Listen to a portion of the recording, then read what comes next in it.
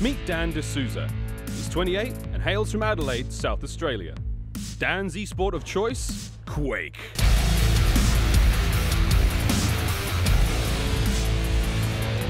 Quake is a first-person shooter, like Counter-Strike or Overwatch, where you have to time items, pick up armor, weapons, stuff like that. But it has different mechanics to it, so I mainly play the duel aspect, which is 1 versus 1, whereas a lot of other first-person shooters are team, cooperative games.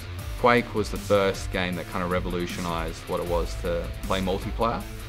So you could go online and you could verse other people, and just that ability to, see if you're better than your opponent, and that's really what got me hooked to begin with, and yeah, I've never looked back. And why would he look back?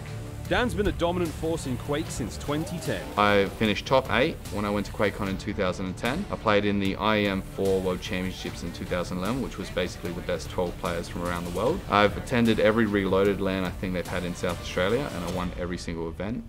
But to qualify for this year's QuakeCon, there was a big obstacle. American servers. I played a few games on the American servers because there was no Australian servers when the game opened, and realised that I could beat some of the players there, so I thought I'd give it a shot and try and qualify with no expectation of actually being able to do it. And the reason Dan had no expectations of qualifying?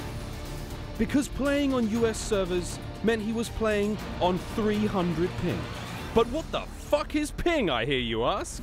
So playing on a 200 millisecond ping is basically like a 0.2 second delay of whatever I'm doing in the game, moving, shooting my weapons.